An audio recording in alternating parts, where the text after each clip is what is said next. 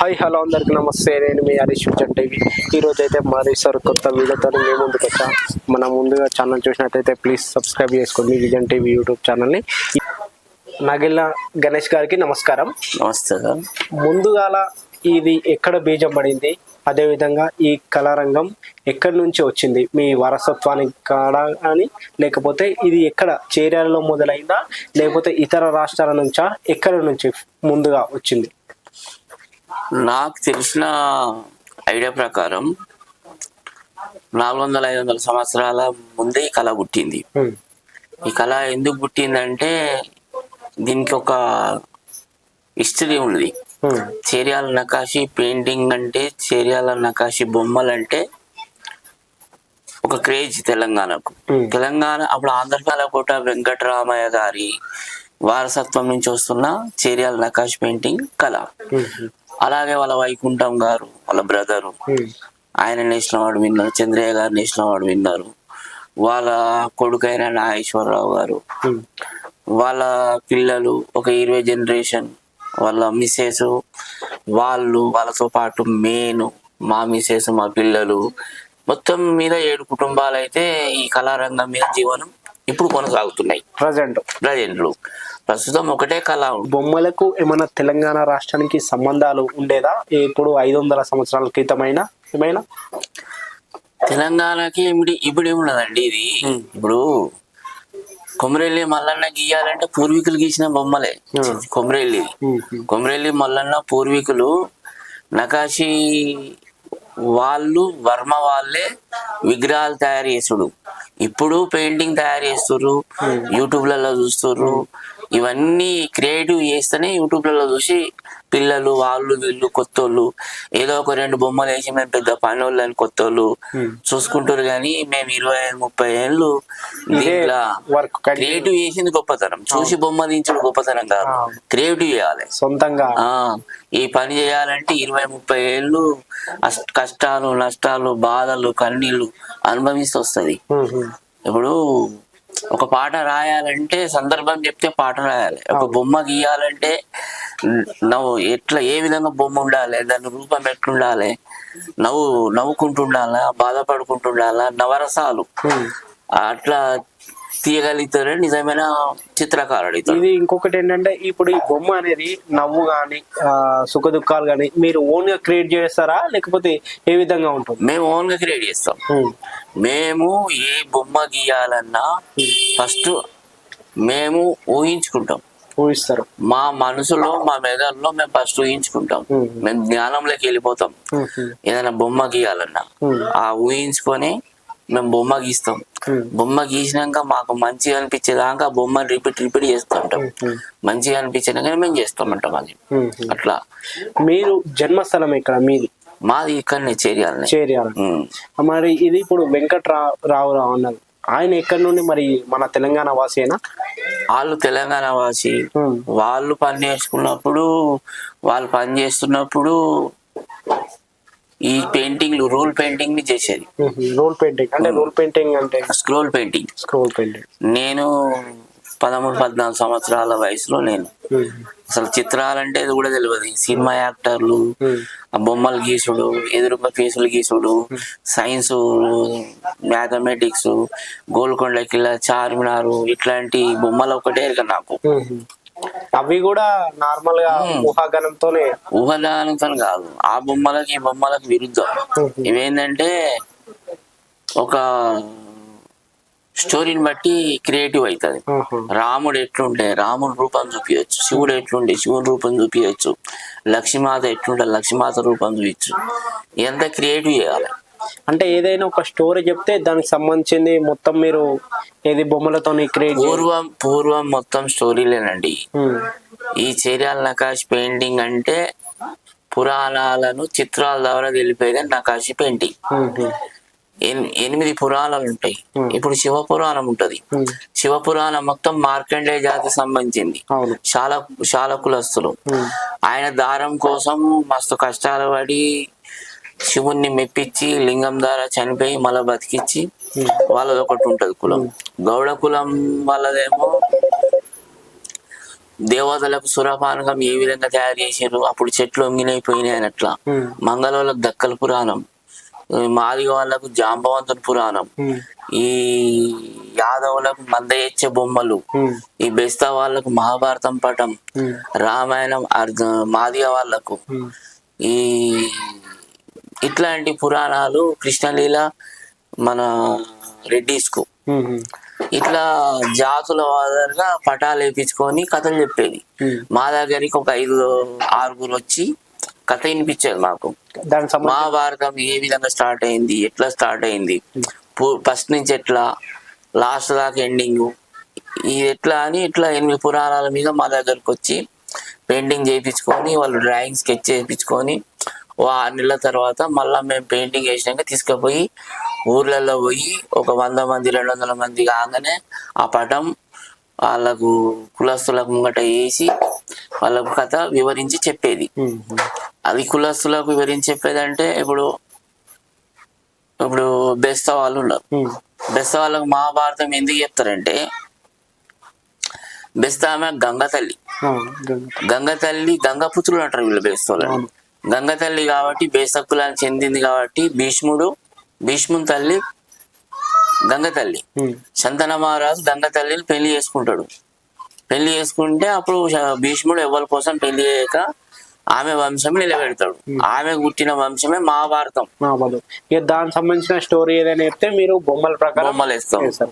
ఇంకోటి ఇవి వేటి నుంచి మీరు చేస్తారు అంటే ఇప్పుడు హుడ్డా లేకపోతే వేరే మట్టి సాయిలా దేని నుంచి తయారు చేయడం సార్?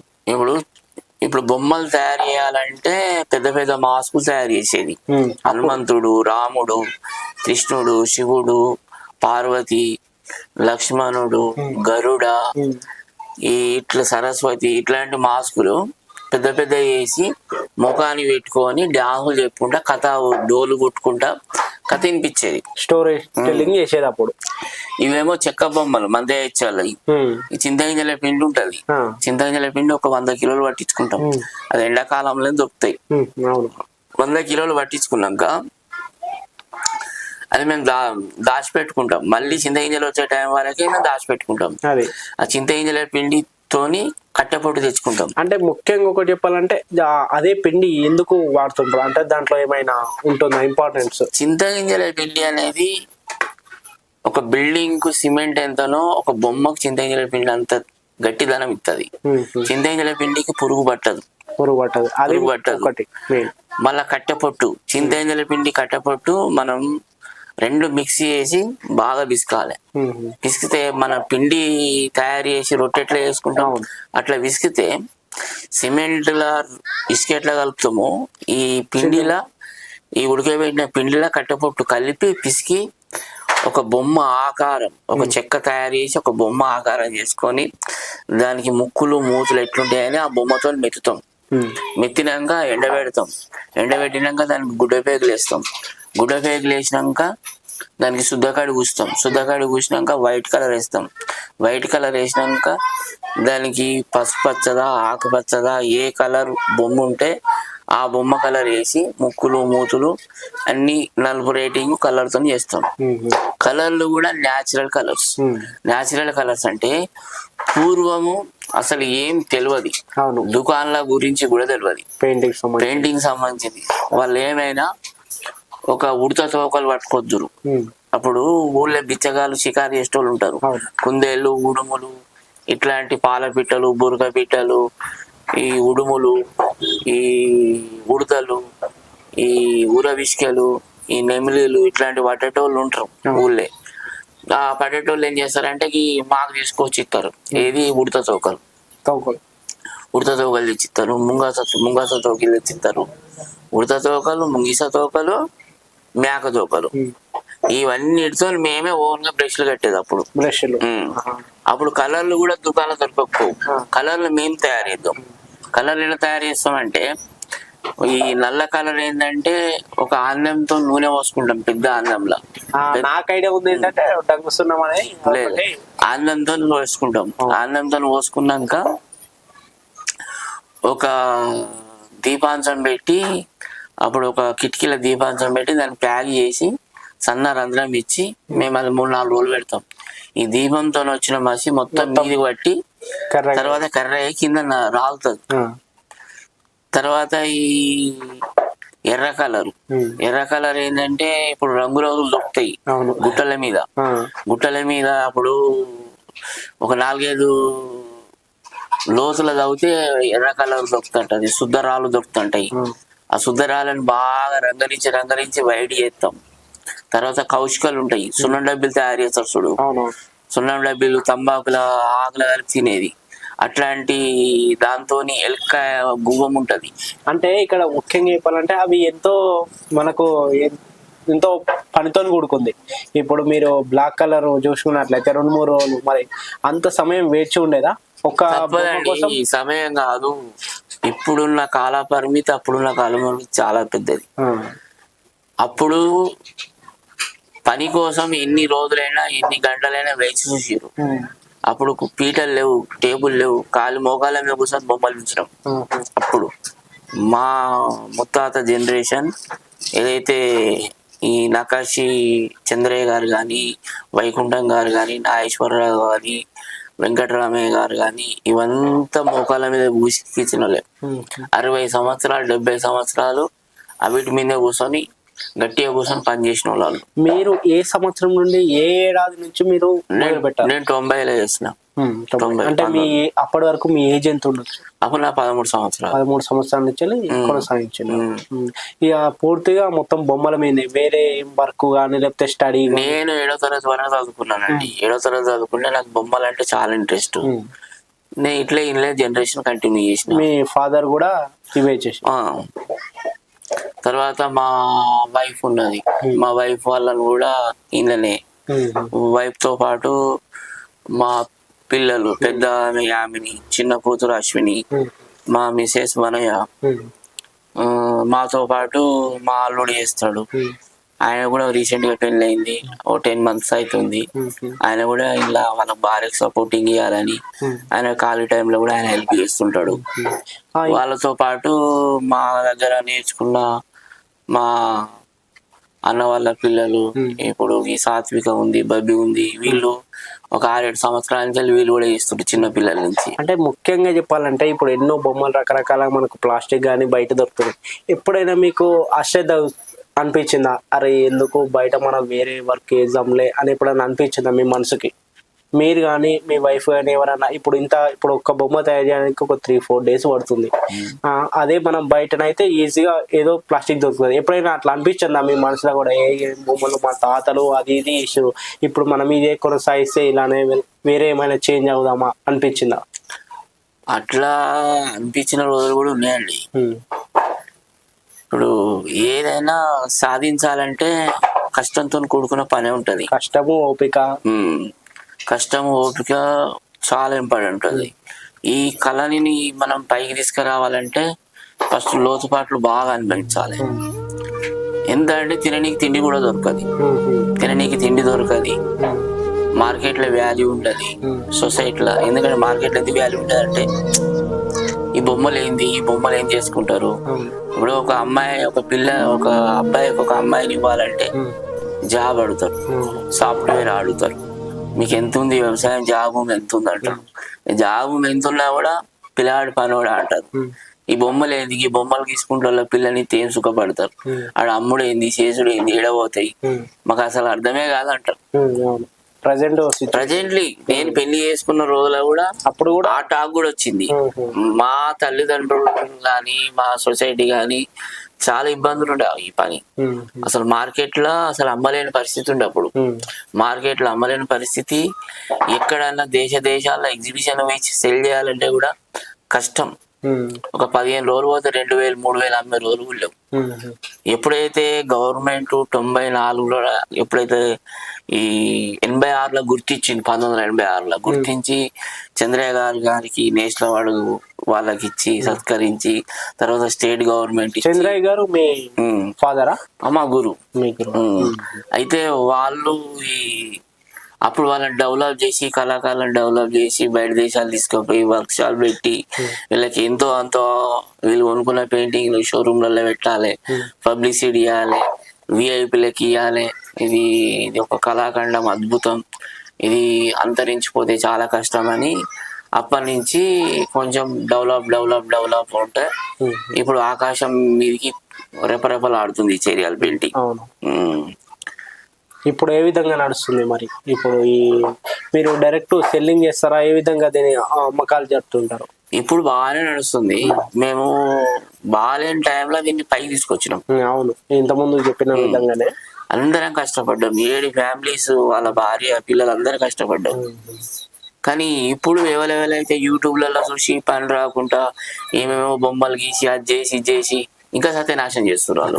మేము ఒక బొమ్మ గీయగానే మేము పనివంతురాలు అనుకుంటారు. 30 years ఆ ట్రైనింగ్లు ఇచ్చేటోళ్ళకి కూడా 2 నెలలకు 1 నెలకు పని వస్తుంది అనుకుంటారు. అది మేము కష్టాలు కన్నీళ్లు 20 ఏళ్ళ దాకా మాకు అసలు దీని గురించే తెలియలేదు. ఇప్పుడు నేర్పిస్తుంటారా మరి ఎవరికైనా? నేర్పిస్తామండి, నేర్పించేంత ఓపిక ఉండాలి. ఇప్పుడు ఇంటర్మీడియట్ చదవాలంటే ఫస్ట్ పుట్టగానే ఇంటర్మీడియట్ ఎవడు వేయడు. ఆ నుంచి కక్కల గుణితం నుంచి ఆ ఏబిసిడి నుంచి వస్తుంటాయి. ఈ కళ కూడా స్కెచ్ నుంచి, రంగుల నుంచి, హిస్టరీ నుంచి, బొమ్మల నుంచి అన్ని రకాలు వస్తాయి. ఇది 1 నెల 2 నెలలు నేర్చుకుంటూ వచ్చే పని కాదండి. దీనికి ఓర్పు ఉండాలి, సహనం ఉండాలి. 10 గంటలు ఖచ్చితంగా కూర్చుంటేనే మెదడు మీద ఆ బొమ్మ ఎక్కుతుంది. ఒక్క రోజు 10 గంటలు పని చేస్తేనే నీకు మెదడు మీద బొమ్మ ఎక్కుతుంది. దాని తప్పులు ఎప్పుడు దొరుకుతుంది. ఏదో యూట్యూబ్లలో మళ్ళీ ఇది ఊహించుకొని వేయాల్సింది. నార్మల్ గా అయితే పెయింటింగ్ అయితేనేమో స్కెచ్ పైన పేపర్ పైన వేయచ్చు. అప్పుడు మాకు సెంట్రల్ గవర్నమెంట్ ట్రైనింగ్ ఇవ్వాలంటే 1 సంవత్సరం ట్రైనింగ్ ఇచ్చింది. 1 సంవత్సరం ట్రైనింగ్ లో 250 రూపాయలు స్క్వేర్ ఫీట్ 250 రూపాయలు జీతం ఇచ్చారు. సంవత్సరం మొత్తానికి 250 రూపాయలు జీతం ఇచ్చి మమ్మల్ని బయట దింపేది. ఏది ఇప్పుడు ఎంతమంది ట్రైనింగ్ ఇచ్చారు? తెలంగాణలో 1 ఇస్తారు, ఆంధ్రాలో 1 ఇస్తారు. ఎన్ని స్టేట్లు ఉంటే 30 స్టేట్లు ఉంటే 30 స్టేట్ల ట్రైనింగ్ ఇస్తారు. అన్ని కళల మీద, చేరియాల పెయింటింగ్ అని కాదు, అన్ని కళల మీద ట్రైనింగ్ ఇస్తారు. అన్ని కళల మీద ట్రైనింగ్ ఇచ్చినాక 10 మందికి ఇస్తారు. అందులో ఎవరైనా 3-4 బాగా సెలెక్ట్ ఉంటే వాళ్ళందరినీ ఒక దగ్గర తీసుకుపోయి ఒక ఫ్యాక్టరీ తీసుకుపోతారు. ఇప్పుడు మన చేరియాల పెయింటింగ్ ఒక దగ్గర తీసుకుపోయి ఒక వర్క్ షాప్ చేస్తారు. వర్క్ షాప్ చేసి ఇది ఏంది, ఎట్లా చేయాలి, దీని మార్కెటింగ్ ఎట్లా చేయాలి, దీన్ని ఎట్లా తయారు చేయాలి, దీనికి ఇంకేం చేయాలి, ఇంకా డిజైనర్ ఎవరు, మాస్టర్ ఎవరు అని చెప్పి మాస్టర్ దగ్గర కూర్చోబెట్టి ఇంకా శిక్షణ ఇస్తారు. ఆ శిక్షణ ఇచ్చి వాళ్ళు దీంట్లో బాగా రాటు తేలి వాళ్ళు బతికినా చేసినా ఈ పనే చేస్తాం. ఎందుకంటే మాకు గవర్నమెంట్ జాబ్లు ఇచ్చి ప్రోత్సహించారు.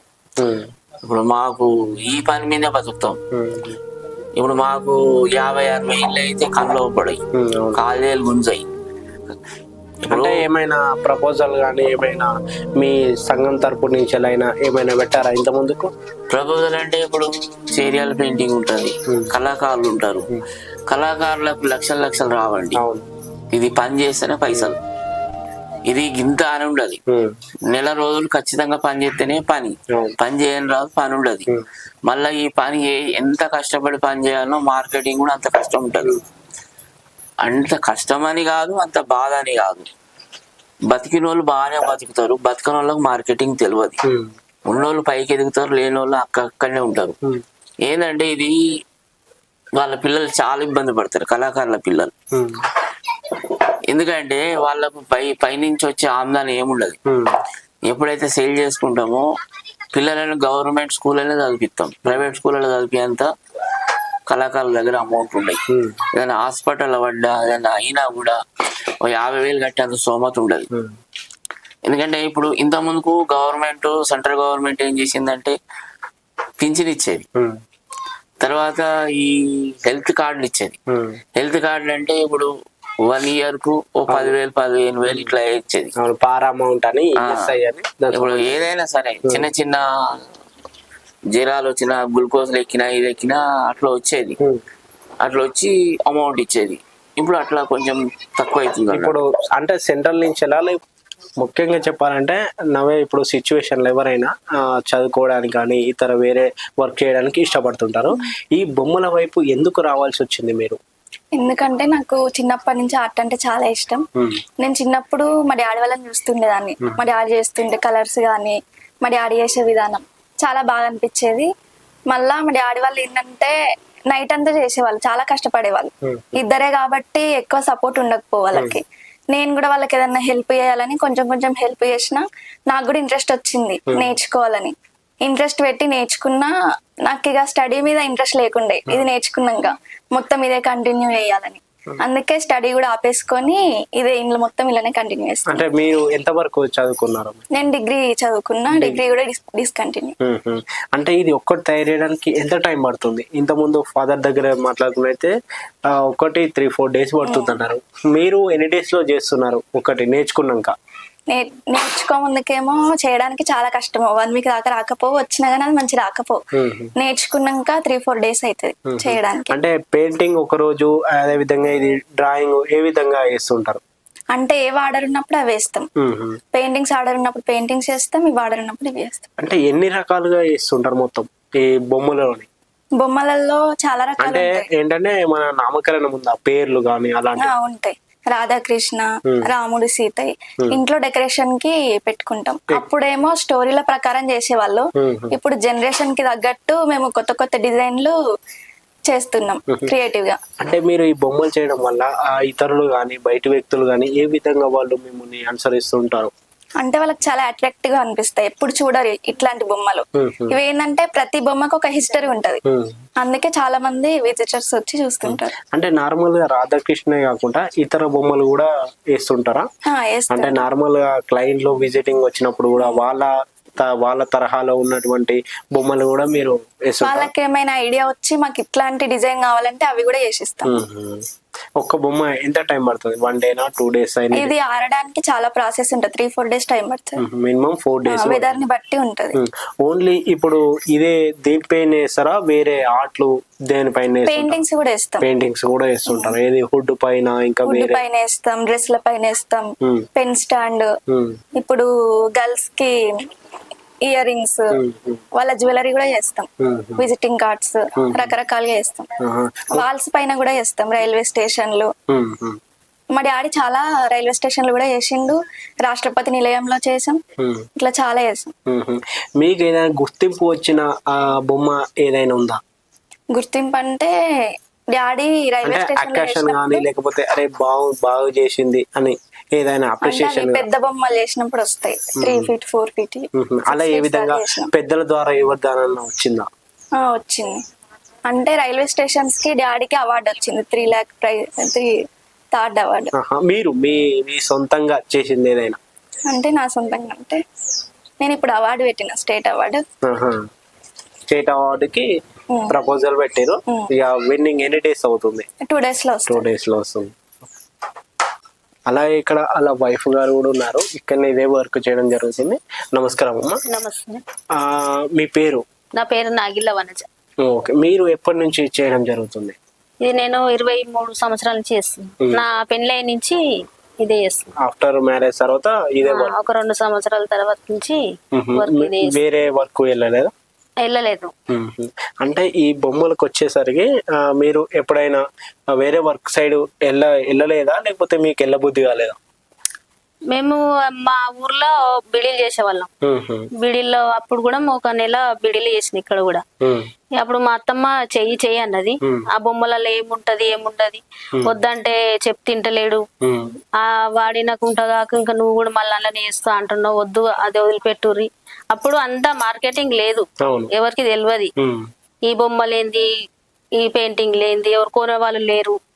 అట్లా అని వద్దంటే కొన్ని రోజులు ఆమె మాటిని 1 నెల రోజులు చేసినా గానీ మా ఆయన అవసరం లేదు, ఇంట్లో ఆదాయం ఉన్న అవసరం లేదు, లేకున్నా అవసరం లేదు, నా ఇంట్రెస్ట్ కొద్ది నేను నేర్చుకున్నా కాబట్టి మనం ఇంట్లోనే చెయ్యాలన్న. మీరు ఎప్పుడైనా చెప్పే ప్రయత్నం చేశారా, ఎందుకు వదిలేసి మనం వేరే సైడ్ వెళ్దాం? లేదు, చెప్పలేదు. ఆయన ఇంట్రెస్ట్ చిన్నప్పుడు ఆయన స్కూల్ పోయే టైంలో కూడా చదువు కూడా కొంచెం వదిలేసి కూడా ఇదే ఇంట్రెస్ట్ కొద్ది చేసిండు. మనం అట్లా చెప్పొద్దని మళ్ళీ ఆయన మాటతోనే నేను ఈ పనులనే స్టార్ట్ చేసినాం. మీకు ఏ విధమైన అనిపిస్తుంది ఇప్పుడు గానీ? నాకు చాలా బాగా అనిపిస్తుంది ఇది చేస్తుంటే. అప్పుడు కూడా ఆయన చేస్తుంటే ఆ టేబుల్ వేసుకొని పెన్సిల్ పట్టుకొని బట్ట మీద గీస్తుంటే కూడా చాలా బాగా అనిపించేది. మన విలేజ్ థీమ్స్ అయినా, కృష్ణుంది అయినా, రామాయణం అయినా ఇట్లా చేస్తుంటే అబ్బా నాకెందుకు రాదు, నేను ఇది గీయాలి కదా అని ఆయనతోటి రోజైనా నేను పోరాడదాన్ని. నాకు కూడా చెప్పు, నేను కూడా చేస్తా అని సపోర్ట్ ఇచ్చేది మీరు? నేను కూడా ఇచ్చిన. నాకు నా ఇంట్రెస్ట్ తోటి మా అమ్మాయిలకు కూడా చెప్పిన, ఒకవేళ ఇప్పుడు మా దగ్గర ఉన్నంతసేపు ఉంటారు, ఒక ఇంటికి ఇస్తే కూడా ఏదన్నా పని రావాలి ఆడపిల్లకు. చదివే కాదు, ఏదైనా పని కూడా వచ్చి ఉండాలి. ఈ బొమ్మలే ఎగిరి బిడ్డ అని మా ఇద్దరు అమ్మాయిలే చెప్పిన. వాళ్ళు కూడా ఇదే వాళ్ళు కూడా నేర్చుకున్నారు, పూర్తి వర్క్ కూడా చేస్తారు. వాళ్ళ చిన్నప్పటి నుంచి స్కూల్ పోయే టైంలోనే రోజుకు చదువుకుంటా ఒక గంట సేపు మాతోటి టైం కేటాయించారు చిన్నతనంలోనే. ఇప్పుడు పూర్తి వర్క్ చేస్తారు వాళ్ళిద్దరు. అంటే మీకు ఎప్పుడైనా బాధ కానీ లేకపోతే ఎప్పుడైనా సంతోషం కలిగిన విషయాలు ఏమైనా ఉన్నాయా? కొన్ని రోజులు బాధ పడ్డాం. అప్పుడు చిన్న పిల్లలు, అప్పుడు కష్టం ఉండే, ఏం వెళ్తలేదు, ఇది చేస్తున్నాం కానీ ఇలా దీనిలో ఏం ఆదాయం లేదు, ఏం లేదు. మళ్ళీ ఆయన ఇంట్రెస్ట్ ఎందుకు వదిలిపెట్టుకోమనాలి.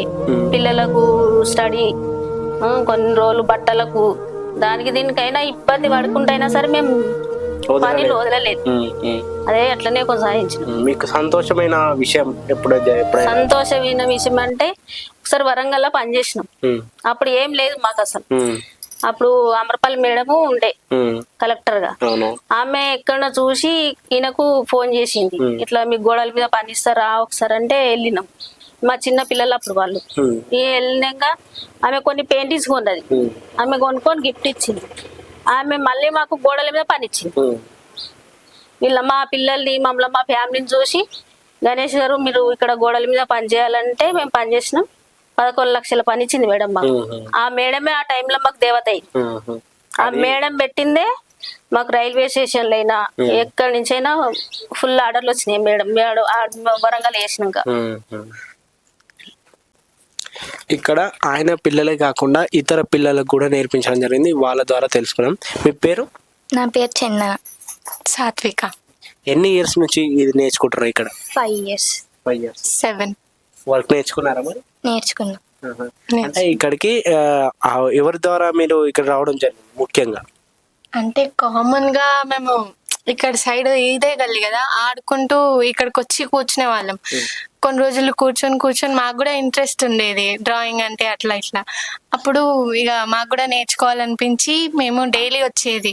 అప్పుడు అంకుల్ వాళ్ళు ఎంత మా మీద ఇంట్రెస్ట్ చూపించకపోయినా అని మేమే ఇక డైలీ వచ్చేది. ఇక అప్పుడు తర్వాత అంకుల్ వాళ్ళు కూడా అరే పిల్లలు వీళ్ళు కూడా వేస్తారు అని అంకుల్ ఆంటీ వాళ్ళు కూడా అనుకున్నాక ఇక అప్పటి నుంచి ఇది అది చేయని అట్లా వాళ్ళు కూడా మాకు ప్రాక్టీసింగ్ చాలా ఇచ్చారు, నేర్పించారా మరి? చాలా నేర్పించారు. అంటే మీరు నేర్చుకోవడానికి ఇప్పుడు వాళ్ళ పిల్లలు నేర్చుకోవడానికి ఏంటంటే వాళ్ళు చిన్నప్పటి నుంచి ఇంట్లోనే పెరిగి ఉంటారు తప్పించి వాళ్ళకు కొంచెం అవగాహన అయినా లేకపోతే ఏ విధంగా చేయాలనేది తెలిసి ఉంటుంది. మీరు బయట నుంచి వచ్చారు రీసెంటే కదా, అంటే మీకు నేర్చుకోవడానికి ఎన్ని ఇయర్స్ పట్టింది? చాలా ఇయర్స్ వస్తుంది యాక్చువల్గా. ఈ పెయింటింగ్ కానీ మాస్క్ కానీ నేర్చుకోవడానికి కానీ ఒక 4-5 years చాలా కష్టపడాలి. మీరు ఇక ఫ్యూచర్ చేయడానికి ముందు చూపు ఉందా? అంటే ప్లానింగ్ కానీ ఏ విధంగా చేయాలనేది ఉంది.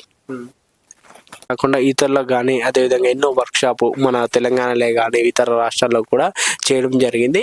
ఇది పురాతనమైన ఓల్డెస్ట్ ఇది డ్రాయింగ్ పెయింటింగ్ అనేది ఇది న్యాచురల్గా మరి మనం ఇప్పుడు చూసుకున్నట్లయితే ఒక మార్కెట్లో కానీ ఒక వీధుల్లో కానీ ప్లాస్టిక్తోనే అన్నీ తయారు చేయడం జరిగింది. ఇది కేవలం న్యాచురల్గా అంటే ఇది మళ్ళీ సాయిల్ కానీ వేరే ఫుడ్ పదార్థం కూడా కాదు.